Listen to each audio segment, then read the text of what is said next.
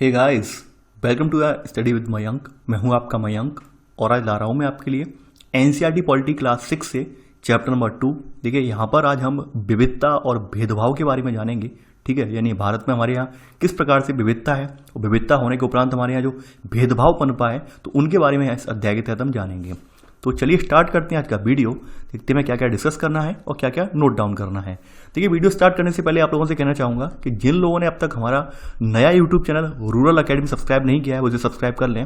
यहाँ पर हमारा डेली करंट अफेयर्स, इसके अलावा एक दिवसीय एग्जाम के लिए टेस्ट सीरीज इस चैनल पर उपलब्ध है, तो आप लोग इसे सब्सक्राइब करना बिल्कुल भी ना भूलें। और एक बात और कि हमारे यहाँ चैनल पर बहुत सारे अभ्यर्थी ऐसे भी हैं जो एम लक्ष्मीकांत वाली ऑथेंटिक बुक पढ़ चुके हैं, ठीक है, जिसके लेक्चर मेरे द्वारा दे दिए गए हैं और वो पढ़ चुके हैं, तो उनके माइंड में कुछ क्वेश्चंस हैं, तो उन क्वेश्चंस का मैं निराकरण इस वीडियो को लास्ट में करूंगा। ठीक है, तो आप लोग एंड तक वीडियो जरूर देखें। चलिए देखते हैं यहाँ पर विविधता एवं भेदभाव। जैसे कि आपको पता है कि भारत एक विविधता भरा देश है, ठीक है, यानी हमारा विविधताओं में एकता वाला हमारा देश है। ठीक है, यानी हर राज्य कहीं ना कहीं किसी न किसी स्तर पर, भाषागत स्तर पर, यानी जातिगत स्तर पर, ठीक है, धार्मिक स्तर पर, सांस्कृतिक स्तर पर हमारे यहाँ भिन्न भिन्न लोग रहते हैं। ठीक है, लेकिन फिर भी हम जो है एक समृद्ध भारत का निर्माण करते हैं। ऐसा नहीं है कि भाई विविधता होने के बावजूद हमारे यहाँ देश में भेदभाव ना हो। कहीं कहीं हम देखेंगे कि हमारे यहाँ विविधता होने के फलस्वरूप हमारे देश में भेदभाव भी पनपे हैं। ठीक है, तो उन भेदभाव को हम यहाँ पे जानेंगे, कौन उन भेदभाव में क्या क्या स्वरूप है भेदभाव का, तो उस अध्याय के तहत हम जानेंगे। ठीक है, यानी कि आप ये जानते हैं कि हम कैसे खाते हैं, कैसी भाषाएं बोलते हैं, ठीक है, क्या खाते हैं, कौन से खेल खेलते हैं, ठीक है, और कौन से उत्सव मनाते हैं, यानी कौन से हम त्यौहार मनाते हैं। देखिए इन सब पर हमारे रहने की जगह के भूगोल और इतिहास का असर पड़ता है। यानी कि हम जो भाषा बोलते हैं, हम जो खाना खाते हैं, ठीक है, हम जो त्यौहार मनाते हैं, कहीं ना कहीं उन सब चीज़ों पर जो है हमारे भूगोलिक यानी भौगोलिक कारणों का और ऐतिहासिक कारणों का असर पड़ता है। जैसा कि आपने कल पुराने परिप्रेक्ष्य में देख लिया, यानी कल पिछले अध्याय में देखा था। पिछले अध्याय में आपने देखा था भौगोलिक स्तर पर कि भाई केरल में रहने वाला व्यक्ति, उसे ठंड नहीं लगती तो वो गर्म कपड़े नहीं लेता है, और वहीं जब लद्दाख में रहने वाला व्यक्ति जहाँ पर एक कठोर कटकटाती हुई ठंड पड़ती है तो वहाँ पर उसके पास ऊनी कपड़े होते हैं, यानी पहाड़ी इलाकों वाले व्यक्ति ऊनी कपड़े रखते हैं, और जो है समुद्री इलाके वाले जो व्यक्ति होते हैं वो ऊनी कपड़े नहीं रखते हैं क्योंकि वहाँ पर सर्दी नहीं पड़ती है। ठीक है, ऐतिहासिक कारण आपने देखे, ऐतिहासिक कारण आपने ये देखे कि केरल में विविधता कहाँ से आई। केरल में विविधता आने का रीजन ये था कि समुद्र तटीय राज्य था, ठीक है, और व्यापार के लिए वहां से अरब के ईसाई लोग, ठीक है, यानी अरब के लोग, ईसाई धर्म के प्रचारक लोग, ठीक है, और भी कई सारे धर्मों के लोग वहां पर आए। तो ऐसे करके केरल जो है, यानी कि केरल जो व्यापार की दृष्टि से भी कहीं ना कहीं समृद्ध बना, ये केरल का ऐतिहासिक पृष्ठभूमि था। ठीक है, वहीं लद्दाख के बारे में आपने देखा कि भारत से जो है आपका जो बौद्ध धर्म था, कल पिछले अध्याय में आपने देखा, वो लद्दाख के जरिए जो है तिब्बत तक पहुंचा और तिब्बत के बहुत सारे कल्चर जो है लद्दाख ने अडॉप्ट कर लिए। तो ऐसे करके लद्दाख को जो है मिनी तिब्बत की संज्ञा दी गई। ठीक है, तो ये सब बातें आपने कल जिक्र कर लिया था। ठीक है, यानी हम जहां पर रहते हैं या फिर हम जो भी क्रियाकलाप करते हैं उन सब पर हमारे भूगोल और इतिहास दोनों का असर होता है। तो इसका मैंने आपको प्रमाण दे दिया है कि कैसे हमारा भूगोल कार्य करता है, कैसे हमारा इतिहास कार्य करता है। ठीक है, तो यहां पर पहला बिंदु आप नोट कर लेना, पहला पॉइंट, कि हम कैसे रहते हैं, कौन सी भाषा बोलते हैं, क्या खाते हैं, क्या पहनते हैं, कौन से खेल खेलते हैं और कौन से उत्सव मनाते हैं, इन सब पर हमारे क्या पड़ता है, भूगोल और इतिहास का असर पड़ता है। ठीक है, आगे बढ़ते हैं। अगर हम बात करें संसार की, तो संसार में मुख्यतः 8 धर्म है। 8 धर्मों की अगर मैं बात करूं, पहला धर्म आपने पता होगा आपको हिंदू धर्म है। ठीक है, सेकंड की बात करें तो जैन आ जाता है। ठीक है, यानी हिंदू जैन। थर्ड की बात करें तो यहूदी, जिसे जैविस बोलते हैं। ठीक है, यानी यहूदी धर्म को हम यहाँ पर अंग्रेजी में जैविस के नाम से जाना जाता है। ठीक है, यानी यहूदी धर्म वाला देश आपको पता होगा कौन सा है, यानी अभी वर्तमान में इजराइल है। ठीक है, इसे यहूदी धर्म के नाम से जानते हैं, लिख लेना यहूदी। ठीक है, यहूदी। इसके अलावा यहूदी के बाद आता है आपका जो है पारसी धर्म आता है। ठीक है, पारसी धर्म आता है हमारे यहाँ भारत में जो है, गुजरात में, थोड़े बहुत महाराष्ट्र में पारसी रहते हैं। ठीक है, इसके अलावा बौद्ध धर्म आता है, यानी कि आपका चौथा धर्म हो गया, पांचवा हो गया बौद्ध धर्म। ठीक है, यानी 5वें नंबर पर आपका जो है बौद्ध आता है। ठीक है, बौद्ध के बाद आप 6ठे नंबर पर आपका जो आता है ईसाई आता है। ठीक है, ईसाई। फिर आता है इस्लाम। ठीक है, यानी इस्लाम, और सिख धर्म आता है। ऐसे करके भारत में प्रमुखतः ये 8 धर्म पाए जाते हैं। यानी भारत से मतलब ये है कि संसार के किसी भी कोने में आपको इन्हीं 8 धर्मों के अनुयायी अधिकतर मिल जाएंगे। ठीक है, ये बात यहाँ पर कही गई है, यानी इन अधिकतर, यानी हिंदू जैन यहूदी बौद्ध ईसाई पारसी इस्लाम और सिख, इन 8 धर्मों के अनुयायी आपको मानने वाले मिल जाएंगे। ठीक है, और भारत में ये सभी अनुयायी रहते हैं, 8 धर्मों के अनुयायी भारत में पाए जाते हैं। ठीक है। तो आप ये नोट कर लेना कि संसार में 8 मुख्य धर्म है और मुख्य धर्मों में आप ये सब लिख लेना, आठों के नाम। वैसे इस किताब में मेंशन नहीं है, मैं लिखवा दे रहा हूँ, ठीक है। अब देखिए इसी में सब पॉइंट लिख लेना। भारत में जो है हमारे यहाँ 8 धर्मों के अनुयायी यानी कि इसे मानने वाले रहते हैं, यानी कि हमारे यहाँ इन सभी धर्मों को मानने वाले लोग रहते हैं। तो आप इस बात से अंदाजा लगा सकते हैं कि हमारा देश विविधता संपन्न देश है, ठीक है। अगर बात करें हमारे यहाँ भाषाओं की, तो हमारे यहाँ लगभग 1600 से ज़्यादा भाषाएं यानी बोलियाँ बोली जाती हैं, ठीक है, ठीक है, जो कि लोगों की मातृभाषाएं हैं, ठीक है। इसके अलावा हमारे यहाँ बोलियों के अलावा हमारे यहाँ 100 से भी ज़्यादा जो है नृत्य हैं, यानी 100 से भी ज़्यादा प्रकार के नृत्य किए जाते हैं। हर राज्य का अपना अपना एक स्पेशल नृत्य है, ठीक है। लेकिन ऐसा नहीं है कि हमारे यहाँ ये विविधता जो है हर वक्त जो है हर समय एक खुशी का कारण बनती है। यहाँ पर कहने का मतलब ये कहा गया है इसमें, ऐसा नहीं है कि विविधता हमारे लिए हमेशा एक प्रसन्नता का कारण बनती है। बहुत बार विविधता जो होती है हमारे लिए एक दुख का कारण भी बनती है। देखिए एक जिक्र मैं आपको करना चाहूँगा, अभी आपने देखा होगा कि कोरोना त्रासदी के दौरान 1-2 जगहों से खबरें आई थी, आपने देखा था कि हमारे यहाँ के पूर्वांचल के जो छात्र फंसे हुए हैं, जैसे दिल्ली में फंसे हुए थे, महाराष्ट्र में ऐसी एक न्यूज आई, ठीक है, यहाँ पर एक व्यक्ति ने हरकत की कि पूर्वांचल वाले पूर्वांचल बोला, पूर्वोत्तर वाले जो हमारे छात्र हैं, ठीक है, यानी कि हमारे पूर्वोत्तर में मणिपुर, मेघालय जो 7 सिस्टर्स बोले जाते हैं, उनके जो छात्र हैं, ठीक है। तो देखिए नस्लीय आधार पर अगर देखा जाए, उनका जो रंग रूप अगर आप देखें, उनका जो फेस वगैरह देखें, तो आपको कहीं ना कहीं चीनी लोगों से मिलते जुलते लगते हैं, ठीक है। तो अभी क्या था, कोरोना त्रासदी के दौरान आपने देखा था कि दिल्ली में एक छात्रा जो अध्ययन कर रही थी, ठीक है, तो उस छात्रा पर आकर उसके मुंह पर एक अजनबी ने थूक दिया और कह दिया कि भाई तू यहाँ पर कोरोना फैला रही है, ठीक है। तो बाद में उसने फिर FIR करवाई। तो इस तरह की जो चीज़ें होती हैं, यानी इस तरह की जो हम हरकतें करते हैं, तो ऐसी हरकतें जो होती हैं कहीं ना कहीं हमारी विविधता को पर प्रश्न चिन्ह लगा देती हैं। क्या हम वाकई में विविधता में हमारी जो एकता वाली नीति है उस पर हम अमल कर रहे हैं? हम नहीं कर रहे हैं अमल, ठीक है। हमने देखा है, आप न्यूज़पेपर वगैरह में अक्सर पढ़ते होंगे, हमारे जो पूर्वोत्तर वाले छात्र हैं उनसे हमेशा नस्ली भेदभाव करते हैं हम लोग, उन्हें अक्सर उनका उपहास उड़ाते हैं, चीनी चीनी करके। भाई वो चीनी क्यों है यार, हमारे देश में रह रहे हैं, हमारे देश के नागरिक हैं, हमारे देश का अभिन्न अंग है, तो चीनी क्यों हुए? लेकिन फिर भी हमारी जो मानसिकता है वो बहुत ज़्यादा दूषित हो चुकी है और हम उन्हें देखकर एक अपने आप एक धारणा बना लेते हैं कि भाई ये व्यक्ति ऐसा है, ठीक है, जबकि वो ऐसा नहीं होता, ठीक है। यानी हर व्यक्ति की अपनी अपनी विशिष्ट पहचान है, विशिष्ट नस्ल से आता है, तो आप उसके आधार पर उससे भेदभाव नहीं करिए। जैसे कि आपने एक चीज़ और देखी होगी, हमारे देश में कॉमन सी बात है, आप जानते भी होंगे कि हमारे यहाँ गोरे काले का अंतर आपको देखने को मिलता है, ठीक है। यानी हमारे यहाँ हमारी संस्कृति में बहुत सारे लोग देखते होंगे कि भाई गोरा व्यक्ति होगा वो उसे हम गुणवान समझते हैं, और वहीं जो काला व्यक्ति है, ठीक है, यानी जो रंग रूप में थोड़ा सांवला टाइप है, उसे हम समझते हैं अरे यार ये तो बेकार होगा। यानी पहले से अब धारणा बना लेते हैं हम, ठीक है। यानी किसी भी इंटरव्यू वगैरह में आप देखते होंगे कि भाई गोरे वाले व्यक्ति को ज़्यादा प्रेफरेंस मिल जाता है, उसे कुछ एग्जामिनर वगैरह होते हैं उसके बॉडी लैंग्वेज देखकर ज़्यादा नंबर दे देते हैं। तो कहीं ना कहीं ये हमारे यहाँ विविधता पर प्रश्न चिन्ह लगाते हैं कि हम ये इस तरह का भेदभाव क्यों कर रहे हैं, ठीक है। जबकि हमें ईश्वर ने सब हमें एक रूप में बनाया है, हमारा देश विविधताओं संपन्न देश है, फिर भी हम इस तरह का भेदभाव कर रहे हैं। तो ये चीज़ें जो होती हैं कहीं ना कहीं हमारे यहाँ एक विविधता पर खुशी का कारण नहीं बनती हैं, बल्कि एक दुख का कारण बनती हैं। ये बात यहाँ पर कही गई है, ठीक है। इन सब के पीछे जो कारक विद्यमान है, यानी हम लोग जो पहले से धारणा बना लेते हैं इस तरह की, यानी लोगों के प्रति, जैसे कोई पूर्वोत्तर राज्य से आने वाला व्यक्ति है उसके प्रति हमने धारणा बना ली भाई चीनी जैसा दिखता है, ठीक है, नेपाली जैसा दिखता है, तो उसको हम पूर्वाग्रह कहते हैं, ठीक है। यानी पूर्वाग्रह का मतलब ये होता है कि हम पूर्व में कोई अपनी धारणा बना लेते हैं, ठीक है। जैसे आपने देखा होगा ग्रामीणों के बारे में धारणा बना ली जाती है, ग्रामीण लोग गरीब होते हैं, ग्रामीण लोग अशिक्षित होते हैं, ग्रामीण लोग पढ़े लिखे नहीं होते हैं, ठीक है। क्या ऐसा है?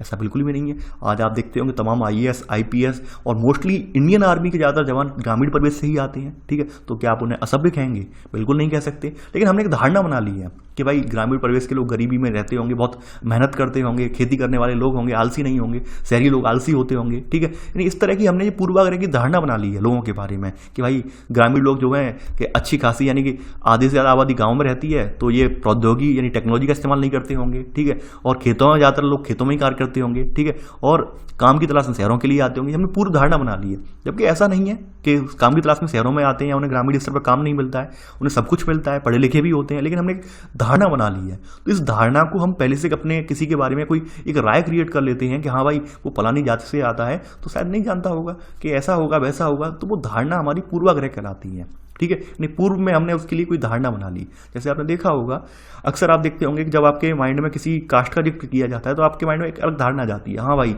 अपर कास्ट में राजपूत है तो वहीं वो योद्धा वाला होगा, ये है वो है, लड़ने वाला होगा, ठीक है। जबकि ऐसा नहीं है, ठीक है। बहुत सारे लोग जो हैं, बहुत सारे ऐसे ऑफिशियल काम करते हैं तो वो हर जगह लड़ने वाले नहीं होते हैं, ठीक है। तो ऐसी एक धारणा आपके अंदर बनी हुई है हर किसी को लेकर, हर जाति को लेकर, हर व्यक्ति को लेकर, ठीक है। आपके माइंड में कोई आपके सामने सुंदर सी लड़की आ जाती है, आपकी धारणा एकदम चेंज हो जाती है। आप सोचने लगते हैं कि हाँ भाई, जब स्त्री सुंदर है तो वाकई में पढ़ी लिखी होगी तो एक अच्छे संस्कार भी होंगे उसमें। और वहीं आपके समझ सामने एक स्त्री आ जाती है तो आप कहते हैं अरे नहीं, हो सकता है गांव की हो, पढ़ी लिखी ना हो। तो ये आपकी जो पूर्वाग्रह से ग्रसित हैं आप, ठीक है। यानी ऐसी नकारात्मक धारणा जो होती हैं पूर्वाग्रह में ही आती हैं, ठीक है। तो यहाँ पर आप अगला पॉइंट अब आप यहाँ पर नोट कर लेना इसमें, ठीक है। 5वां पॉइंट कि जब हम किसी के बारे में पहले से कोई राय बना लेते हैं और उसे हम अपने दिमाग में बिठा लेते हैं तो वह पूर्वाग्रह क्या रूप ले लेती है, और ज़्यादातर यह राय नकारात्मक होती है, ठीक है। और यही कारण है कि हमारी विविधता जो है, विविधता में बार बार हमारा जो पूर्वाग्रह है वो बार बार हमारे लिए एक सरदर्द का कारण बनता है। यानी हमारा पूर्वाग्रह कहीं ना कहीं हमारी विविधता को तोड़ने के लिए भेदभाव क्रिएट करता है, ठीक है। यानी ये पूर्वाग्रह की जो भावना है यही एक भेदभाव क्रिएट करती है। देखिए एक एग्जाम्पल वैसे मुझे अपना नहीं देना चाहिए, मैं दे देता हूँ एग्जाम्पल। आज से कुछ साल पहले यानी कि चैनल पर ही एक व्यक्ति ने मुझे, सज्जन ने मुझसे कमेंट करके कहा कि सर आपकी कास्ट क्या है, ठीक है। तो फिर मैंने उसे रिप्लाई में पूछा कि क्या आप मेरी कास्ट देख के ही आप मुझसे शिक्षा ग्रहण करेंगे? तो उस व्यक्ति का रिप्लाई आया कि सर इतना तो मुझे पता है कि आप शेड्यूल्ड कास्ट से तो नहीं होंगे। तो इस तरह की जो धारणाएं हैं लोगों के अंदर, ये पूर्वाग्रह वाली धारणा है। ऐसा नहीं है, देखिए मेरे बहुत सारे मित्र जो है SC कास्ट से भी हैं, OBC से भी हैं, जनरल के भी हैं, हर कास्ट से मेरे मित्र हैं। तो ऐसा नहीं है कि भाई वो लोग पढ़े लिखे नहीं हैं। मेरे बहुत सारे मित्र ऐसे हैं जो आज बहुत ऊंची पोस्टों में बैठे हुए हैं, बहुत टैलेंटेड लोग हैं। लेकिन आपने कुछ लोगों ने धारणा बना रखी है कि भाई ये फलाना व्यक्ति ऐसा कर रहा है तो भाई वो इससे कैसे आता होगा, जबकि ऐसा बिल्कुल भी नहीं है, ठीक है। यानी हमें वो धारणा तोड़नी पड़ेगी। तो ऐसा मुझे ये कमेंट जब देखने को मिला तो मैंने अपने जो कलीग्स थे उनसे डिस्कस भी किया, देखो किस तरह के लोगों के अंदर मेंटलिटी बनी हुई है, ठीक है। तो वो मेंटलिटी में चेंज करनी है। ऐसा नहीं है कोई व्यक्ति का निचली जात से आता है तो पढ़ा लिखा नहीं होगा, कोई व्यक्ति निचली जात से आता है तो उसे जो है उसके पास सम्मान लेने का अधिकार नहीं होगा, सब कुछ अधिकार है उसे। लेकिन हमने धारणा बना रखी है कि भाई निचली जाति का व्यक्ति है उसका हमने अनादर करना है, ये हमने धारणा बना रखी है, पूर्वाग्रह बना रखा है, ठीक है। तो वो बात यहाँ पे कही गई है। आगे बात करते हैं, ऐसी हमारी भाषाओं के बारे में भी समझ है। यानी कि अगर अंग्रेजी बोलने वाला व्यक्ति है तो वो समझते हैं भाई बहुत शानदार है अंग्रेजी बोलने वाला व्यक्ति जो है, ठीक है। यानी अंग्रेजी भाषा अगर कोई व्यक्ति बोल रहा है और दूसरी भाषाएं जो हैं उसके सामने हैं तो आप दूसरी भाषा वालों को बड़ी हेय दृष्टि से देखते हैं, यानी बड़ी गिरी हुई नज़र से देखते हैं। अंग्रेजी वाला आपकी तुलना में बहुत ही ज़्यादा वेल एजुकेटेड, वेल ट्रेंड आपके मामले में बंदा है। लेकिन आप जो हिंदी बोलने वाला व्यक्ति है वो आपके सामने मूर्ख की तरह आपके सामने लगता है आपको। तो ये सब आपकी पूर्वाग्रह से होता है, ठीक है। यानी आप देखते होंगे आपके सामने कोई 4 लाइन अंग्रेजी की बहुत अच्छे फर्राटेदार बोल जाए, आप कहेंगे अरे वाह क्या पढ़ा लिखा बंदा है, ठीक है। और वहीं जिसका एक हिंदी भाषा में पारंगत व्यक्ति हो और वो आपके सामने विशुद्ध रूप से हिंदी में अपना भाषण दे तो आपका कोई प्रभाव नहीं पड़ेगा, आप कहेंगे अरे हिंदी कौन पूछता है, ठीक है। तो ये आपके अंदर एक पूर्वाग्रह बनता जा रहा है, यानी एक नकारात्मक धारणा क्रिएट हो रही है, ठीक है। तो ये चीज़ें आपने देखा होगा, यानी यहाँ पे कहा भी है हम उन लोगों को शायद इज्जत नहीं कर पाएंगे जो अंग्रेजी के अलावा अन्य भाषाएं बोलते हैं, ठीक है। ये एक धारणा बन चुकी है, यानी भाषाओं के प्रति भी हमारा धारणा बन चुकी है कि भाई भाषा में भेद है, लड़की में भेदभाव की भावना बन चुकी है, ठीक है। आप देखते होंगे लड़की में कैसे है। अब हम बात करते हैं स्कूल की, ठीक है। यानी हम एक एग्जाम्पल लेते हैं रियल लाइफ का स्कूल का। स्कूल में आप देखते होंगे कि लड़कों को अक्सर अगर कोई काम दिए जाते हैं, लड़कों को शारीरिक मेहनत वाले काम दिए जाते हैं, वहीं लड़कियों को झाड़ू पोंछे वाले काम पकड़ा दिए जाते हैं, ऑफिस साफ करने वाले काम कर दिए जाते हैं। क्यों, ऐसा क्यों? भाई ये एक पूर्व धारणा है, लड़कियों के बारे में बना हुआ है कि लड़कियों को घरेलू कामकाज पसंद है, खाना बनाना पसंद है, जबकि लड़कों को खेलना पसंद है, क्रिकेट खेलना पसंद है, मेहनत के कामकाज पसंद है। एक धारणा बना ली है भाई लड़के स्ट्रांग होते हैं, रोते नहीं हैं, लड़कियां जो होती हैं बात बात पे इमोशनल हो जाती हैं, ठीक है। जबकि ऐसा नहीं है। आज आप देखते होंगे कि भारतीय नारियां जो है सब पर भारी हैं। आप देख रहे हैं इंडियन आर्मी में आज जो लेडीज़ हैं वो कंधे से कंधा मिला के खड़ी हुई हैं, ठीक है। आपके एयरफोर्स के जो विमान हैं उन्हें उड़ाने में, यानी फाइटर प्लेन उड़ाने में भी कीर्तिमान स्थापित कर चुकी हैं। तो एक धारणा जो आपने बना रखी थी भाई लड़कियां जो कमजोर होती हैं, लड़कियां जो है खाना बना लेने में निपुण होती हैं, पढ़ नहीं सकती हैं, ये आपकी पूरी धारणा तो थी, ठीक है। जो आज आप कहीं ना कहीं आपके सामने झूठी भी साबित हो रही है। आप देख भी पा रहे होंगे, आप तमाम न्यूज़ चैनलों में पढ़ते होंगे कि तमाम लड़कियां आज कहाँ से कहाँ पहुंच रही हैं, देश को कहाँ से कहाँ ले जा रही हैं, ठीक है। तो ये धारणा हमें चेंज करनी पड़ेगी, ठीक है। यानी कि कोई व्यक्ति बलवान या कोई व्यक्ति भावनात्मक रूप से इमोशनल, जो आप कहते नहीं मुझे भावनात्मक रूप से कमजोर है, वो क्यों बनता है? वो परिवेश की वजह से बनता है, ठीक है। यानी कि एक कहानी है, आपने सुनी होगी, स्वामी विवेकानंद की एक कहानी है। स्वामी विवेकानंद ने एक कहानी लिखी थी, उसका जिक्र मैं कर दे रहा हूँ 1 मिनट के अंदर अंदर। एक कहानी है, उसमें कहा गया है कि भाई एक दो जुड़वा शेर थे, ठीक है। यानी 2 जुड़वा शेर पैदा होते हैं, उनमें से एक शेर जो होता है छूट जाता है, ठीक है, और दूसरा शेर जो होता है वो बकरी के पास उसका लालन पालन होता है। यानी एक शेर छूटकर अपने जो है बकरी के पास पहुंच जाता है, यानी कि बकरी के पास उसका लालन पालन होता है, बकरी की तरह वो रहता है, घास फूस खाता है। दूसरा शेर जो होता है अपने माता पिता के साथ जंगल में ही रहता है, यानी शिकार करता है, ठीक है। वैसे ही दहाड़ता है जैसे उसके माता पिता झाड़ते हैं। कुछ सालों बाद जब ये जंगल वाला शेर बकरी के साथ रहने वाले शेर से मिलता है, ठीक है, तब उससे कहता है कि आप तुम तो मेरे जैसे हो लेकिन तुम बकरियों जैसा बिहेव क्यों कर रहे हो, ठीक है। तो उसे समझ में नहीं आता है। फिर ये एक तालाब के किनारे से ले जाता है, दोनों का स्वरूप दिखाता है, देखो हम और आप समान हैं, ठीक है, फिर आप ऐसे क्यों नहीं धाड़ रहे हो, आप हमारी तरह धाड़ो। तो ये असर किसका हुआ है, परिवेश का असर हुआ है। यानी हम जिस परिवेश में रहते हैं और जो परिवेश हमारे मानसिक रूप से हमें जो डेवलप करता है, ठीक है, वही चीज़ें उत्तरदायी होती हैं पूर्वाग्रह के निर्माण में भी, ठीक है। यानी हमारा परिवेश हमारे दिमाग में भी सब चीज़ें भर देता है कि फलानी जाति का व्यक्ति है वो ये काम करेगा, फलानी जाति का व्यक्ति है वो ऐसा होगा। हमारा परिवेश ये सब चीज़ें भर देता है और यही रीज़न जो है हमें विविधता के लिए, विविधता में भेदभाव क्रिएट करता है। यानी हम जो परिवेश में हमारे आप जो नकारात्मक चीज़ें देखते होंगे, ठीक है, आप सभी लोग जानते हैं नकारात्मक चीज़ें क्या क्या होती हैं, वही भेदभाव को क्रिएट करने के लिए एक महत्वपूर्ण कारक है। तो मैंने आपको एग्जांपल भी आपको दिया होगा ये, ठीक है। आप देखिए हमारे यहाँ एनसीईआरटी में काफ़ी बार बात हुई, इस बात का काफ़ी बार मुद्दा उठाया गया है कि आप जो पाठ्यक्रम सेट होते हैं उनमें लड़कियों की भूमिका बराबर क्यों नहीं दिखाते, उन्हें कम क्यों दिखाते हैं। यानी कि आपके यहाँ जो आपके यहाँ लैंगिक पूर्वाग्रह किताबों में भी देखने को मिलता है। कैसे देखने को मिलता है बता रहा हूँ मैं।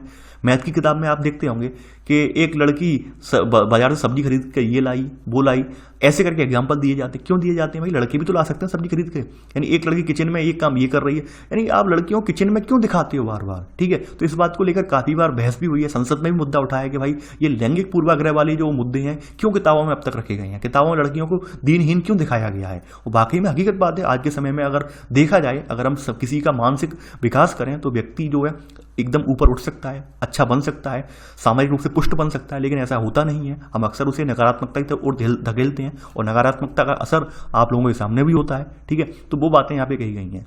एक व्यक्ति आप देख पा रहे होंगे कि लोग तरह तरह की बातें करते हैं। यहाँ पर देख रहे हैं एक व्यक्ति दिव्यांग है, विकलांग व्यक्ति है, लड़खड़ाता है, कुछ व्यक्ति उसका मजाक उड़ाते हैं, ठीक है। वो पैरों से विकलांग है, मानसिक स्तर से नहीं है। देखिए एक मुझे बात याद आती है, उस व्यक्ति का नाम तो मुझे याद नहीं है और ना ही सन याद है, ठीक है। एक आईएएस ऑफिसर, यानी कि एक आईएएस का इंटरव्यू चल रहा था, सिविल सर्विस एग्जाम का इंटरव्यू चल रहा था, ठीक है। तो इंटरव्यू के दौरान एक व्हील चेयर पर बंदा इंटरव्यू कक्ष में पहुंचता है, ठीक है। ये एक रियल कहानी है आपके यूपीएससी क्वार्टर, यानी यूपीएससी के जो ऑफिस है वहाँ की रियल कहानी है। तो जब वहाँ पर अंदर पहुँचता है इंटरव्यू के लिए, तो उसके हर देखिए इंटरव्यू का पैनल जो बैठा होता है उसके सामने हर व्यक्ति के डॉक्यूमेंट होते हैं भाई कि क्या क्या योग्यताएं, क्या क्या शैक्षणिक योग्यताएं हैं। तो वही पैनल में से बैठा एक व्यक्ति जो सामने व्हील चेयर पर विकलांग व्यक्ति आया, उससे एक सवाल करता है कि लगता है कि आपने जब फॉर्म फिल किया था यूपीएससी का, तब आपने यहाँ पर डिसेबल्ड वाला जो कॉलम है ये आप शायद भरना भूल गए थे, ठीक है। यानी कि आपको डिसेबल्ड में अगर भर दिया होता तो आपको आरक्षण का भी लाभ मिल जाता, कुछ और लाभ भी मिल जाते, शायद आप ये भरना भूल गए थे। उस व्यक्ति ने, पैनल वाले व्यक्ति ने ये कहा। लेकिन आईएएस का इंटरव्यू देने का गए जो अभ्यर्थी था उसका रिप्लाई था कि सर विकलांगता मेरे पैरों में है, मेरे मन में नहीं है, यानी मेरे मस्तिष्क में नहीं है। यानी कि मैं पैरों से विकलांग हूँ केवल, मैं दिमाग से विकलांग नहीं हूँ। उसकी ये एक लाइन जो थी, इसी लाइन ने उसका पूरा चयन करवा दिया, ठीक है। यानी उसकी एक ये लाइन थी, इसी लाइन की वजह से उसका जो है उस साल चयन हो गया। और ये खबर अखबारों में भी दिखाई गई और काफ़ी सारे आर्टिकल भी छपे थे कि व्यक्ति का एक जवाब जो था वो जवाब सकारात्मक जवाब रहा और वो जवाब सबके दिल को छू गया। वो हकीकत बात है। यानी किसी व्यक्ति को आप इस हिसाब से आंकलन नहीं कर सकते भाई वो शारीरिक रूप से पुष्ट है तो शारीरिक रूप से पुष्ट होगा तो उसका दिमाग कम होगा। कोई व्यक्ति अगर शारीरिक रूप से निम्न है तो आप ये कह देंगे कि भाई शारीरिक रूप से निम्न है तो ये दिमाग भी नहीं होगा। ऐसा बिल्कुल भी नहीं है, ठीक है। ये चीज़ें हमें अपने अंदर से ये नकारात्मक भावनाएं निकालनी होंगी, ठीक है। तो यही सब बातें इसमें दोहराई गई हैं। देखिए यहाँ पर लिखने लायक कुछ भी नहीं है, वही चीज़ें हैं जो मेन है, मैंने बता दिया। जैसे हमने देखा है कि लड़कों को गिर जाने पर चोट लग जाती है तो माता पिता कहते हैं तुम रो मत, लड़के हो, लड़के रोएंगे तो भाई तुम्हारी बेइज्जती हो जाएगी, इज्जत तुम्हारी चली जाएगी, ठीक है। इस तरह से लड़कों के सामने कह दिया जाता है, जबकि दर्द लड़कों को भी होता है, लेकिन लड़के कई समाज के डर से रो नहीं पाते हैं, ठीक है। और वहीं लड़कियां जो होती हैं वो भावुक बनाई जाती हैं, बनती नहीं है, होती नहीं है, बनाई जाती हैं जानबूझकर कि आपको देखो आपकी विदाई, आपकी ससुराल में जाओगे तो आपको रोना पड़ेगा, ठीक है, बात पर रोना पड़ेगा। उन्हें समाज क्रिएट करता है। वाकई में कोई बच्चा जो है जन्म से ऐसा नहीं होता है, उसे परिवेश यानी समाज में रह रहा है उसे वो चीज़ें क्रिएट करती हैं, ठीक है। अब हमने पूर्वाग्रह देख लिया, अब हम रूढ़िबद्ध धारणाएं देख रहे हैं, ठीक है। रूढ़िबद्ध धारणाएं पूर्वाग्रह लगभग समान ही हैं, कोई ज़्यादा अंतर नहीं है, ठीक है। यानी कि रूढ़िबद्ध धारणाओं का मतलब ये होता है कि जब हम सभी लोगों को एक ही छपे में बांध लेते हैं और उनके बारे में पक्की धारणा बना लेते हैं तो उसे रूढ़िबद्ध धारणा कहते हैं, स्टीरियोटाइप थिंकिंग कहते हैं, रूढ़िबद्ध धारणा। जैसे आपने देखा होगा कि किसी जाति विशेष का व्यक्ति है, ठीक है, मैं नाम नहीं लूंगा किसी जाति विशेष का, तो आप जैसे मान लो व्यापारी वर्ग का व्यक्ति है तो आप कहते हैं अरे वो तो कंजूस है, क्योंकि वो व्यापारी है इसलिए कंजूस है, ठीक है। आप जैसे कोई व्यक्ति है और कोई व्यक्ति फलानी जगह से किसी और जगह से आ रहा है, ऐसी पृष्ठभूमि से आ रहा है जहाँ पर लोग चोर लुटेरे रहते हैं, ठीक है, और उस जिले से बिलोंग करता है, तो आप लोग कहते हैं यार इससे सावधान रहना, ये फलानी जिले का व्यक्ति है और फलाना जिला चोरी डकैती के लिए मशहूर है, ठीक है। ऐसे करके लोग उसे रूढ़िबद्ध धारणा बना लेते हैं उसके प्रति और ये तमाम जो फप्तियां कसते हैं। मेरे साथ भी ऐसा ही हुआ था, ठीक है। मैं भी एक यूपी के एक गंगावर्ती इलाके से बिलोंग करता हूँ। जब मैं गया था कहीं, ठीक है, बाहर गया था, तो वहाँ पर भी मुझे जो इंटरव्यू में वहाँ पर मुझसे कहा गया कि अरे आप उस जगह से आते हैं, वहाँ के लोग तो ऐसे होते हैं, ठीक है। तो ये रूढ़िबद्ध धारणा जो आपने क्रिएट कर ली, ठीक है, ये बहुत गलत बात है, ठीक है। यानी आप कई बार किसी को धर्म के आधार पर, लिंग के आधार पर या उसके स्थान के आधार पर, यहाँ पर वो निवास स्थान उसके आधार पर उसके कहते हैं कि भाई आप ऐसे व्यक्ति हैं, आप वैसे व्यक्ति हैं, जबकि ऐसा बिल्कुल भी नहीं है, ठीक है।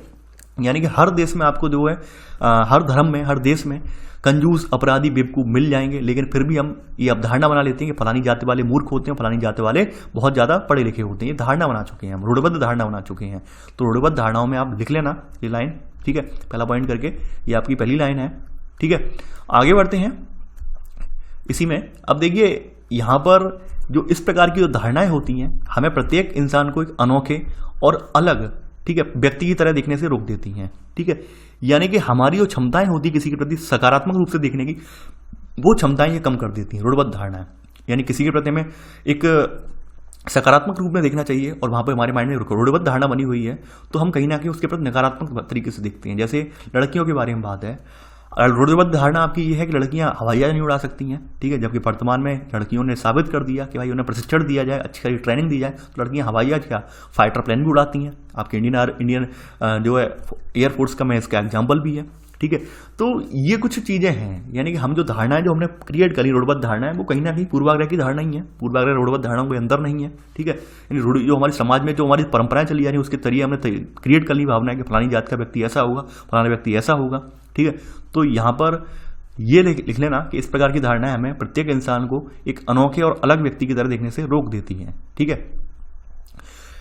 हम नहीं देख पाते कि व्यक्ति के अपने कुछ खास गुण और क्षमताएं जो दूसरों से अलग हैं। यानी कि हमारे पास जब ये रूढ़िबद्ध धारणाएं होती हैं तो हम व्यक्ति के अंदर जो नैसर्गिक गुण विद्यमान है उन्हें देख नहीं पाते हैं। यानी हमने मान लेते हैं कोई व्यक्ति अगर निचली जात से आता है तो हम ये देख लेते हैं भाई निचली जात से आने वाला व्यक्ति है तो वही नीचे वाला काम करता हो, निचली जात वाला ही काम करता होगा, ऊपर नहीं उठ सकता है। जबकि अगर वो व्यक्ति उसे शिक्षा दे दी जाए तो वो व्यक्ति भी ऊपर उठ सकता है, लेकिन हम नहीं देख पाते, रूढ़िबद्ध धारणाओं से दबे होने की वजह से हम नहीं देख पाते हैं। तो वो सब बातें कही गई हैं।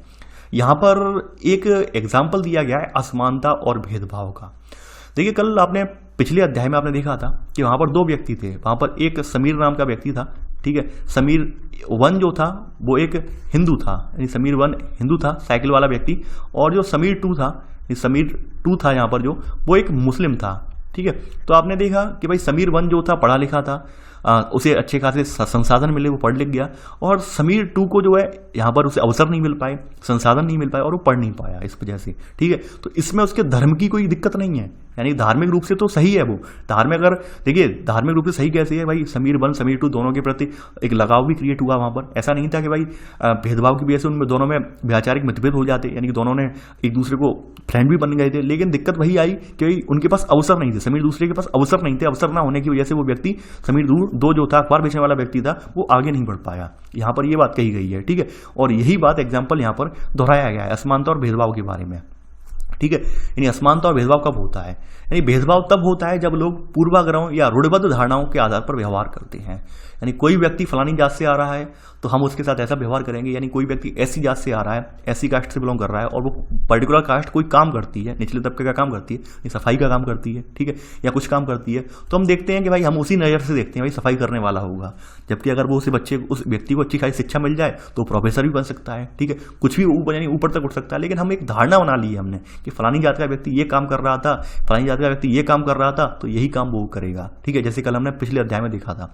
और हम फिर उसके लिए तमाम गतिविधियां करते हैं, नीचे दिखाने के लिए बहुत कुछ करते हैं, गतिविधियां करते हैं, ठीक है, नौकरियों में रोकने से प्रयास करते हैं। आपने देखा भी होगा भारत में सब परंपराएं बहुत पुरानी रही हैं, ठीक है। हमारे यहाँ छुआछूत वाला प्रचलन हमारे यहाँ सदियों से रहा है, ठीक है। वर्तमान में जब हमारे संविधान का गठन हुआ तो आपको पता होगा कि हमारे यहाँ अनुच्छेद 17 है, ठीक है, आर्टिकल 70 का प्रावधान किया गया एंड अनटचेबिलिटी का एंड, छुआछूत को बंद किया गया इसके तहत, यानी मौलिक अधिकारों में। यानी अगर कोई व्यक्ति इस तरह का दुर्व्यवहार कर रहा है तो उसके खिलाफ कानूनी कार्रवाई, विधिक कार्रवाई होगी, यानी संविधान में ये बात वर्णित की गई, ठीक है। तो वो बातें यहाँ पर कही गई हैं यहाँ पर। तो पहला पॉइंट असमानता भेदभाव में आप लिख लीजिए, ठीक है। देखिए आपने पिछले अध्याय में देखा था समीर वाला एग्जाम्पल, ठीक है, यानी कि समीर 1 और समीर 2 मित्रता करना चाहते थे, उनमें कोई ऐसा भावना नहीं थी, ठीक है, लेकिन उनमें जो अवसरों की असमानता की वजह से समीर 2 पढ़ नहीं पाया था, यहाँ पर हमने यहाँ पर नोटिस किया था।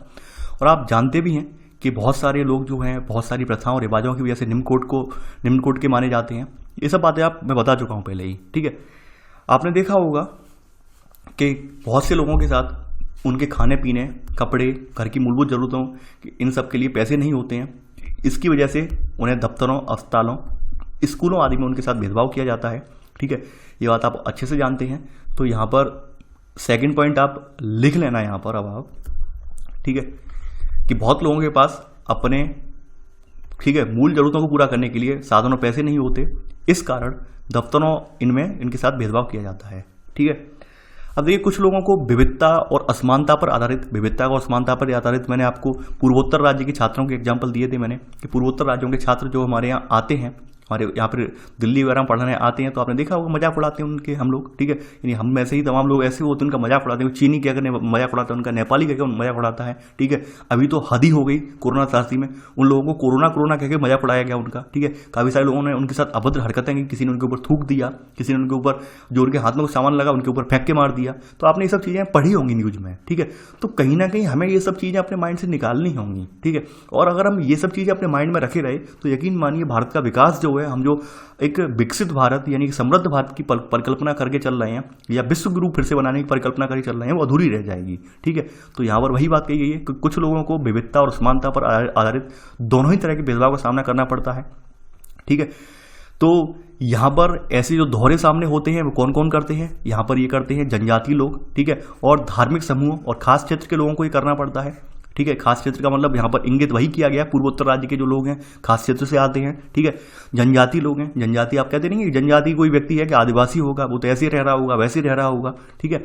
तो इस तरह की आप देखते होंगे समाज में, ठीक है, यानी हम इनको देखते ही हम तमाम तरह का भेदभाव करते हैं, असमानता व्याप्त हो जाती है इससे भेदभाव की वजह से। तो वो आपके सामने एग्जाम्पल है, ठीक है। अब बात करते हैं यहाँ पर मुस्लिमों के बारे में, एक बात कही गई है यहाँ पर आपके एक छोटे से उसमें, कि मुसलमानों की कुछ पहले के समय में एक धारणा बनी हुई थी, रूढ़िबद्ध धारणा, कि मुसलमानों की लड़कियां होती हैं वो शिक्षा ग्रहण नहीं करती हैं। पहले धारणा बनी हुई थी, लेकिन वर्तमान में अब देखा गया कि मुसलमान की लड़कियों को अवसरों की समानता उपलब्ध करवाई गई, अवसर उपलब्ध करवाए गए, तो मुस्लिम लोग भी अपनी लड़कियों को शिक्षा दिलाने के लिए इच्छुक हैं। मुस्लिम समाज से भी लड़कियां जो है पढ़ लिख कर आगे बढ़ रही हैं, विभिन्न नौकरियों में पहुंच रही हैं, IAS IPS बन रही हैं। अभी अगर आप 2019 वाला जो 19 का आया नहीं है, 2018 वाला रिजल्ट अगर UPSC एग्जाम का देखेंगे तो उसमें देखेंगे लगभग 50 से ज़्यादा मुस्लिम अभ्यर्थी जो है चयनित हुए हैं, ठीक है, 50 से ज़्यादा मुस्लिम अभ्यर्थी चयनित हुए हैं। तो ऐसा क्यों हुआ? उसमें काफ़ी सारी लड़कियां भी हैं मुस्लिम वर्ग की। तो ऐसा क्यों हुआ? ऐसा इसलिए हुआ कि भाई जब उन्हें वो माहौल तैयार मिला, जब उन्हें वो संसाधन दिए गए, तो वो लोग भी ऊपर उठ पाए। जब संसाधन ही नहीं मिलेंगे, चाहे गरीबी की वजह से ना मिलें, चाहे जो है असमानता की वजह से ना मिलें, चाहे अवसर आप मान सकते हैं कि जनसंख्या वृद्धि की वजह से ना मिलें, तो ऐसे में व्यक्ति ऊपर नहीं उठ पाएगा। और जब ये सब अवसर उसे उपलब्ध करवा दिए जाएंगे तो व्यक्ति अपने आप ऊपर उठ जाएगा। यही बात यहाँ पे समझाई गई है। देखिए ये सब चीज़ें, ये कहानी वाली लिखना मत, ठीक है। ये सब बातें आप ऑलरेडी अपने यानी जानते हैं और समाज में देखते भी हैं, ठीक है। हम क्यों नहीं उठ पा रहे हैं, क्या रीजन है? यहाँ पे एग्जाम्पल केरल का दिया गया है कि भाई केरल में सभी धर्मों के लोग रह रहे हैं। केरल में ये सुविधा की, फैसिलिटी की कि भाई सरकारी स्कूलों के लिए उन्होंने सरकारी बस की सुविधा कर दी। और सरकारी बस की सुविधा होने की वजह से क्या था कि स्कूलों में शिक्षकों को पहुंचने में मदद मिली। इसके अलावा महिला शिक्षक वगैरह भी टाइम पर पहुंचने लगी, ठीक है। तो टाइम पर पहुंचने की वजह से क्या था कि आसपास के जो गरीब परिवारों के बच्चे वगैरह थे, स्कूल जाने में उन्हें मदद मिली, ठीक है। और ऐसे करके वहां पर साक्षरता जो थी 100% हो गई, चाहे महिला साक्षरता हो या पुरुष साक्षरता हो, ठीक है। तो एग्जाम्पल यहाँ पर दिया गया है। तो ये सब बातें आप जानते हैं कि अगर मान लीजिए अवसर हम भी उपलब्ध करवा दें, यानी हमारे यहाँ जो मौलिक अधिकार हैं, शिक्षा को मौलिक अधिकार बताया गया है, उस दिशा में हम भी कदम उठा लें, ठीक है। यानी हर बच्चे को हम घर घर से उठाकर उसे अच्छी खासी गुणवत्तापूर्ण शिक्षा प्रदान करें, तो यकीन मानिए हमारे यहाँ जो भेदभाव है वो कहीं ना कहीं कम हो जाएगा, ठीक है। यानी हमारे यहाँ जो रूढ़िबद्ध धारणा बनी हुई है वो टूट जाएंगी। लेकिन अगर हम इन सबको सुधारने के लिए कोई उचित कदम नहीं उठा पाते हैं तो यकीन मानिए ये सब धारणाएं फिर से बनी रहेंगी, ये धारणाएं टूटने वाली नहीं है, ठीक है। वही बात कही गई है। अब देखिए दलित, यहाँ पे दलित शब्द की व्याख्या की गई है कि दलित कौन होता है, नोट करके ये लिख लेना दलित शब्द, ठीक है। दलित शब्द का मतलब है जो नीची कही जाने वाली जाति के लोग अपनी पहचान के रूप में इस्तेमाल करते हैं, ठीक है। यानी दलित का मतलब यहाँ पर ये है दबाया गया या कुचला गया, ठीक है। और सरकार ने ऐसे वर्गों के लोगों को, आप जानते होंगे, शेड्यूल्ड कास्ट की कैटेगरी में रखा है, एससी वर्ग की कैटेगरी में रखा है, ठीक है। इस समाज यानी वर्षों से समाज के हाशिए पर ये कास्ट नहीं है, इनका शोषण होता रहा है, ठीक है। यानी जिन्हें अछूत जातियां जिन्हें हम बोलते थे, ठीक है, उन अच्छी अछूत जातियों को वर्तमान में दलित, ठीक है, या सरकार के वर्ग में देखें तो एससी वर्ग में इन्हें रखा गया है, ठीक है। तो ये नोट करके आप लिख लेना, ठीक है। दलित कौन होते हैं ये सब आपके सामने क्लियर हो गया है, ठीक है। अब भेदभाव का सामना करने, यानी कि भेदभाव का सामना करने पर, यहाँ पर आपने देखा होगा भेदभाव का सामना करने वाला पर मतलब ये है कि यहाँ पर आप देखते होंगे कोई विशेष कार्य करने वाले व्यक्ति हैं, जैसे सफाई करने वाले हैं, कपड़ा धोने वाले हैं, बाल काटने वाले हैं, कचरा उठाने वाले, तो इन सब के जो काम करने वाले व्यक्ति हैं इनको कम महत्व का माना जाता है, यानी निचले तबके पर देखा, निम्न स्तर पर देखा जाता है कि हाँ भाई ये व्यक्ति जो ये इस तरह के काम कर रहे हैं बहुत ही ज़्यादा जो है अछूत टाइप होंगे, इन्हें हम इनसे दूर रहना चाहिए, इनके पास जाएंगे तो ये हो जाएगा, वो हो जाएगा। लेकिन अगर आपको अगर हकीकत ये बताऊं, ये कोरोना त्रासदी में, यानी कोरोना जो पैंडेमिक आप चल रही है, सबसे बड़ा योगदान आपके सफाई कर्मियों का ही है। सफाई कर्मी अगर नहीं होते तो यकीन मानिए कोरोना जो दर है, यानी कोरोना फैलने की जो दर है वो बढ़ जाती। सफाई कर्मी आज दिन रात कार्यरत हैं, इस वजह से आपके पास ये कोरोना नहीं पहुंच पा रहा है, ठीक है, ये हकीकत है। लेकिन आप लोग कहीं ना कहीं जो सफाई कर्मचारी उन्हें भी बहुत निचला समझते हैं, निम्नतर समझते हैं, ठीक है, इनके जो है इनके स्पर्श को आप अपवित्र मानते हैं, ठीक है। तो ये सब चीज़ें आप आपके समाज में हैं, आप देखते हैं रोज इन्हें जो अनुभव करते हैं सब चीज़ों को, ठीक है। यानी कोई व्यक्ति मान लीजिए कपड़े धो रहा है, बाल काट रहा है, तो आप उसे समझेंगे भाई बहुत ही ज़्यादा गिरा हुआ व्यक्ति है, इससे दूर रहना चाहिए। अच्छा, हम जाने कि इससे अगर हम टच हो जाएंगे, इसके साथ बैठ के हम जो है खान पान कर लेंगे तो हम कहीं ना कहीं अछूत हो जाएंगे। इस तरह की भावनाएं लोगों के अंदर रूढ़िबद्ध धारणाएं बनी हुई हैं, ठीक है। और ये रूढ़िबद्ध धारणाएं तभी टूटेंगी जब समाज के सभी वर्गों को समान अवसर मिलेंगे और उन्हें ऊपर उठाया जाएगा, ठीक है। देखिए ये सब बातें लिखवाऊंगा मैं फिर से नहीं, मैं फिर से रिपीट कर रहा हूँ, ठीक है। ये सब बातें आप समाज में व्याप्त हैं और आप और हम, यानी आप हों या मैं हूँ, कहीं ना कहीं हम दोनों ही लोग किसी ना किसी कास्ट से बिलोंग करते हैं, किसी ना किसी वर्ग से बिलोंग करते हैं, ठीक है। और हम ये सब बातें देखते हैं, तो हमें यहाँ पर लिखने की जरूरत नहीं होनी चाहिए। आप जानते हैं कि समाज में कुछ जातियाँ ऊंची जातियों में यानी सवर्ण जातियाँ बोली जाती हैं, ठीक है, जिन्हें समाज के सबसे ऊपर के पायदान पर रखा गया है। और जो इस तरह का जो कार्य करती हैं ये जातियाँ, इन्हें समाज के सबसे निचले पायदान पर रखा गया है, ठीक है। और इनके मध्य कुछ जातियाँ हैं, उन्हें ओबीसी कैटेगरी में कहते हैं, यानी अन्य पिछड़ा वर्ग की कैटेगरी में रखा गया है। तो ऐसे करके आपने अपने यहाँ जातिगत भेदभाव आप जानते हैं, ठीक है। अब देखिए अछूतों के बारे में जो आपको पता होगा कि हम पूर्व में हम पढ़ चुके हैं, यानी प्राचीन भारत के समय में, प्राचीन भारत के इतिहास में, मध्यकालीन भारत के इतिहास में पढ़ चुके हैं कि अछूत कौन होते थे।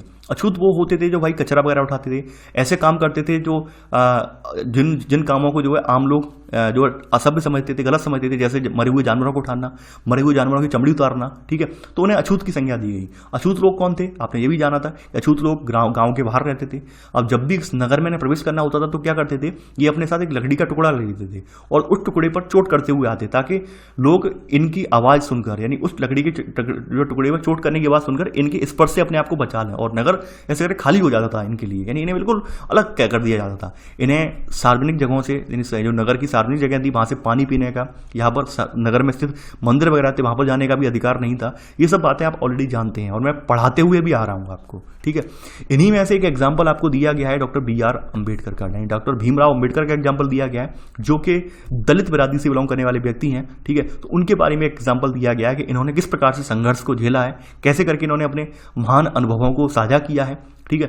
देखिए डॉक्टर बी आर अम्बेडकर के द्वारा एक कहानी है, वो कहानी यहाँ पर साझा की गई है और वो कहानी मैं आपको सुनाना चाहूँगा, ठीक है। देखिए डॉक्टर भीमराव अंबेडकर, ये इनका जो अनुभव है 1901 का एक अनुभव है, ठीक है। यानी कि ये उस समय 9 साल के थे और 9 साल के होने के उपरांत महाराष्ट्र में इनके पिता जो थे, ठीक है, महाराष्ट्र में इनके पिता और इनके भाई ये उनसे मिलने गए थे। महाराष्ट्र में इनके पिता जो थे एक जगह कार्यरत थे, ठीक है, सरकारी विभाग में, और ये वहाँ उनसे मिलने गए थे, ठीक है, वहाँ पर नौकरी कर रहे थे, उनसे मिलने गए थे। तो क्या होता है भाई ये कि भाई महाराष्ट्र में जहाँ पर जब पहुँचे, महाराष्ट्र में उस स्टेशन पर, ठीक है, स्टेशन में पहुंचने पर इन्हें जगह नहीं पता थी कि उन्हें वहाँ पे उस स्टेशन से इन्हें कोरेगांव तक जाना था। यानी उस स्टेशन तक जहाँ तक ट्रेन जाती थी, उस ट्रेन जाने वाले गंतव्य से, यानी स्टेशन से एक दूसरी जगह थी कोरेगांव, तो कोरेगांव तक इन्हें जाना था, ठीक है। क्या होता है कि भाई इनके पिता वगैरह अपना कोई सहायक वगैरह नहीं भेज पाते हैं, किन्हीं कारणवश इन्हें लेने के लिए नहीं जा पाते हैं, ठीक है। तो क्या होता है कि भाई जो डॉक्टर बी आर अम्बेडकर हैं वो वहीं स्टेशन पे बैठ जाते हैं 9 साल की उम्र में। चूंकि बी आर अम्बेडकर के पिता जो थे एक सरकारी पृष्ठभूमि से बिलोंग करने वाले थे, सरकारी व्यक्ति थे, तो इनका लालन पोषण कहीं ना कहीं अच्छा हो गया। तो ये अच्छे खासे कपड़े पहने थे, ठीक है, यानी कि एक सब कपड़े पहने थे जैसे ऊंची जाति के बच्चे कपड़े पहनते, उसी प्रकार के कपड़े पहने हुए थे। ये काफ़ी देर से स्टेशन पर बैठे हुए थे। तो स्टेशन मास्टर आता है इनके पास, इनसे पूछता है कि हाँ भाई आप कैसे बैठे हुए हो, ठीक है।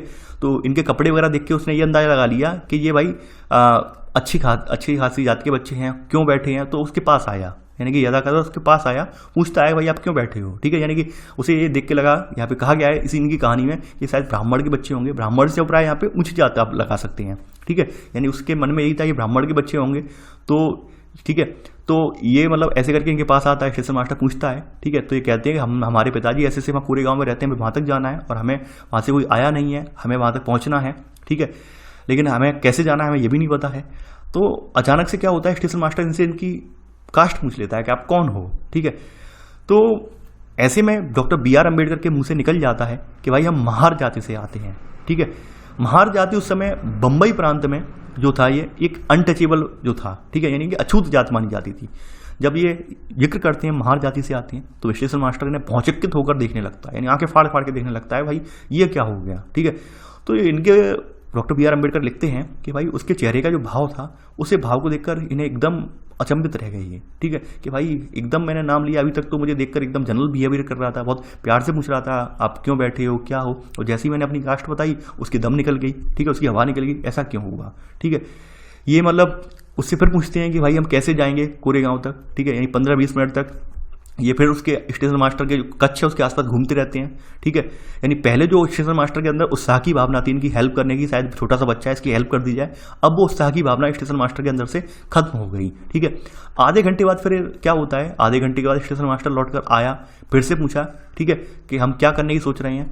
तो भीमराव अम्बेडकर जी ये कहते हैं कि हम लोगों ने ये कहा कि हमें बैलगाड़ी से मिल जाए तो बैलगाड़ी से हम कोरेगांव चले जाएंगे, और कोरेगांव, ठीक है, अगर ज़्यादा दूर नहीं है तो हम फौरन निकलना चाहते थे।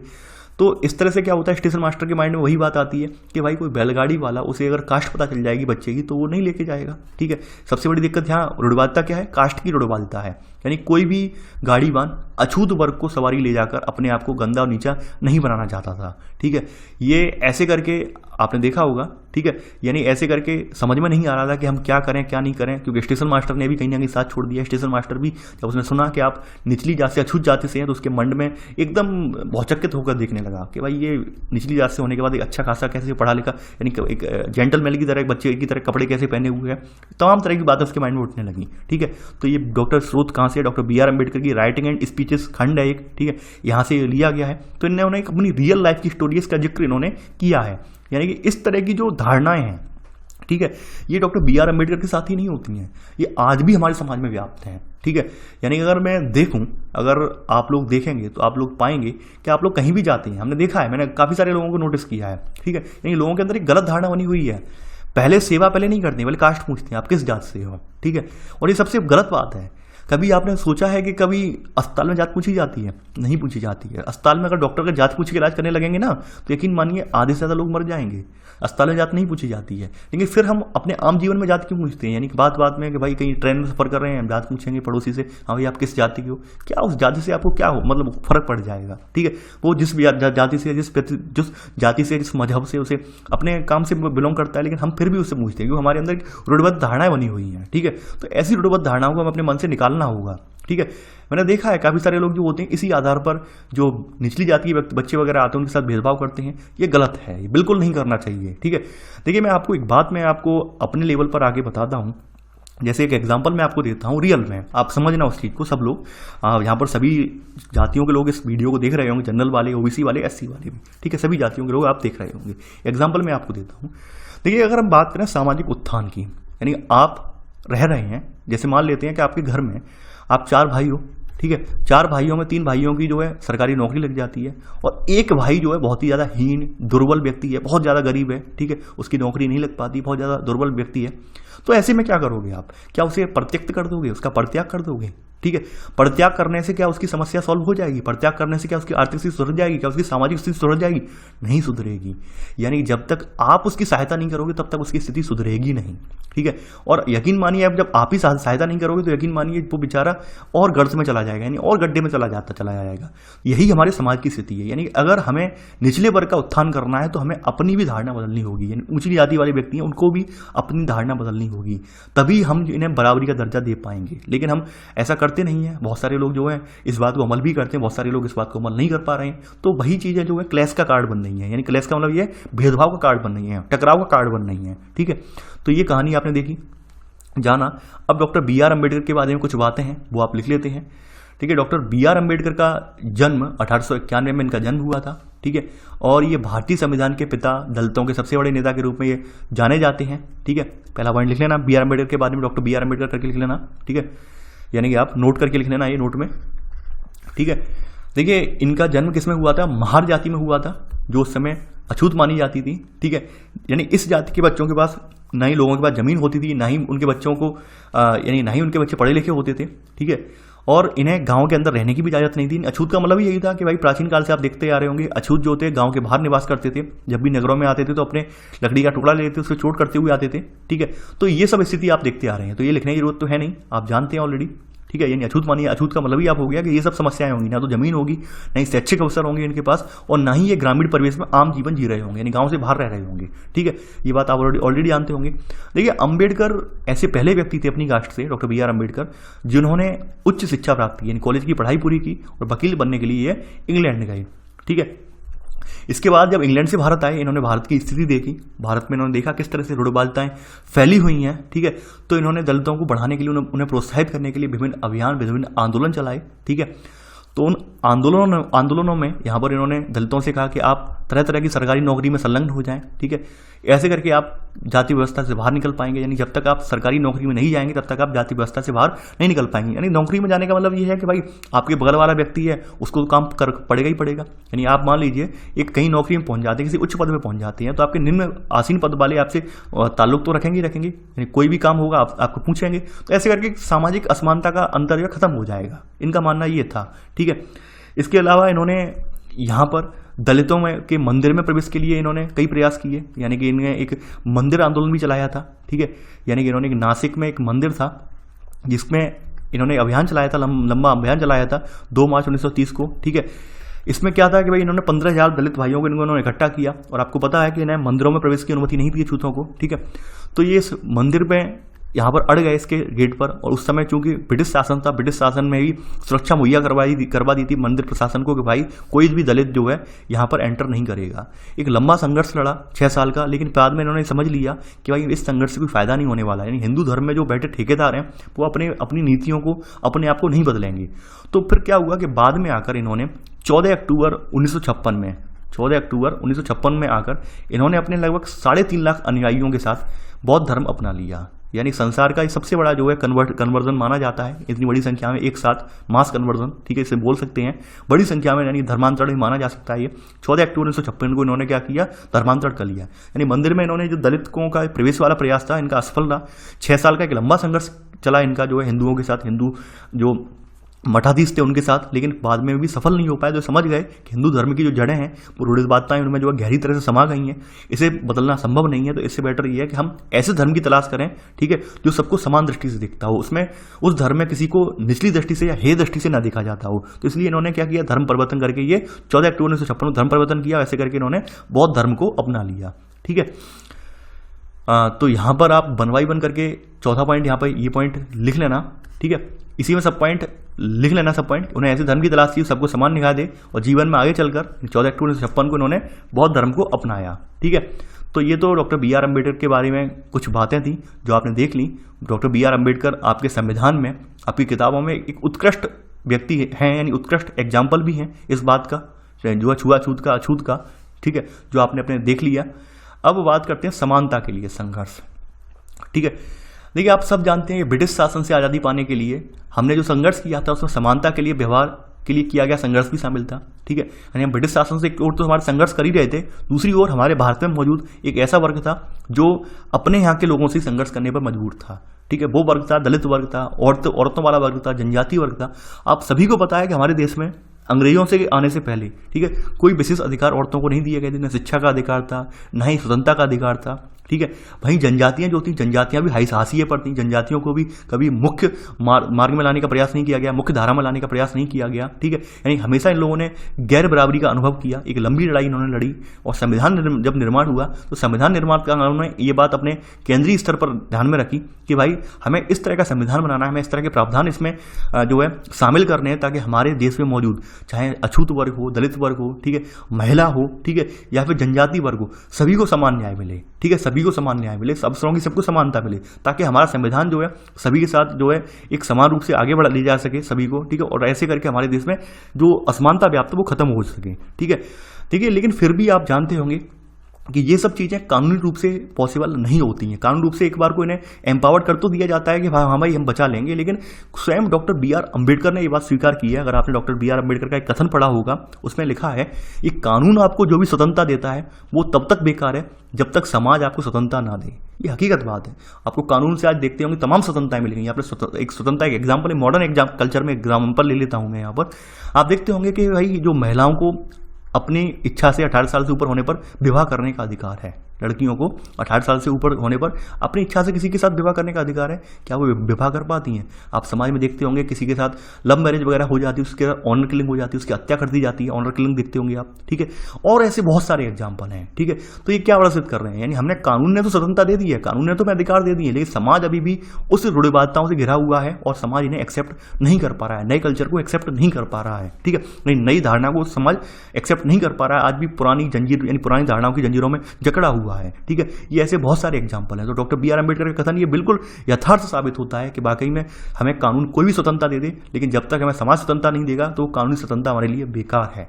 तो यहाँ पर जरूरत है कि हम उस समाज को आगे उठाकर लाएं, समाज में जो धारणा व्याप्त है उस धारणा में परिवर्तन लाएं, ठीक है। ये बातें यहाँ पर कही गई हैं, ठीक है।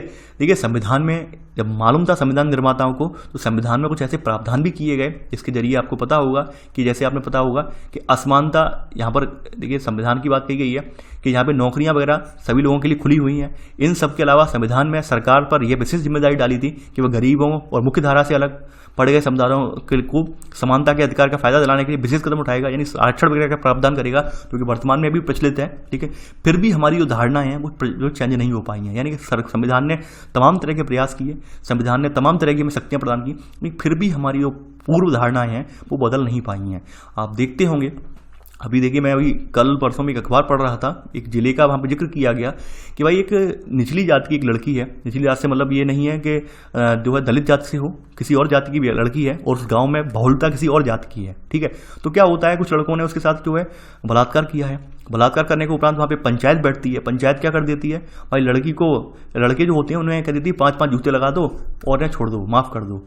क्या उस लड़की को ऐसे करके न्याय मिल गया? नहीं मिल गया। उस लड़की वो है उस बात से क्षुब्ध होकर वो जब आत्महत्या कर लेती है तो वो बात प्रशासन को, राज्य सरकार को पता चलती है, तब उन पर विधिक कार्रवाई होती है। तो ऐसे हमारे यहाँ बहुत सारे एग्जाम्पल आप अखबार में देखते होंगे, ठीक है। यानी हमारे यहाँ समाज में दबे कुचले वर्ग के व्यक्ति हैं, इन्हें सामाजिक न्याय भी नहीं मिल पाता है। जहाँ पर बहुलता होती है लोगों की, वो इन्हें समाज न्याय तक पहुँचने ही नहीं देते हैं, बीच में इन्हें रोक लेते हैं। तो जब उस लड़की ने आत्महत्या कर ली तब प्रशासन जागा, प्रशासन चेता, अखबारों में खबर आई कि भाई फलानी जगह पर ये ऐसे घटनाक्रम घटित हो गया, आप FIR क्यों नहीं कर रहे हैं? राज्य सरकार ने, ठीक है, जो एक्शन लिया, तब वो अपराधी पकड़े गए। तो ऐसी तो हमारे देश में स्थितियां हैं, ठीक है। यानी ये स्थितियां क्यों बनी हुई हैं? अब असमानता की वजह से स्थितियां बनी हुई हैं। यानी हमारे मन में पूर्वाग्रह बना हुआ है कि भाई ये तो व्यक्ति तो फलानी जात से, इसका कितना भी शोषण कर लो कोई फर्क नहीं पड़ेगा। जबकि हमें ये मानना पड़ेगा कि हमारे देश में तो जब संविधान लागू हुआ है तो संविधान के नियमों को हमें मानना है। हमें अपने पूर्व के बनाए हुए नियमों को, अब हमारा देश नहीं चल रहा है, हमारा देश चल रहा है संविधान के नियमों पर। तो हमें सभी को संविधान के नियमों को फॉलो करना है। लेकिन हम कभी कभी भूल जाते हैं और कभी कभी अपने भावनात्मक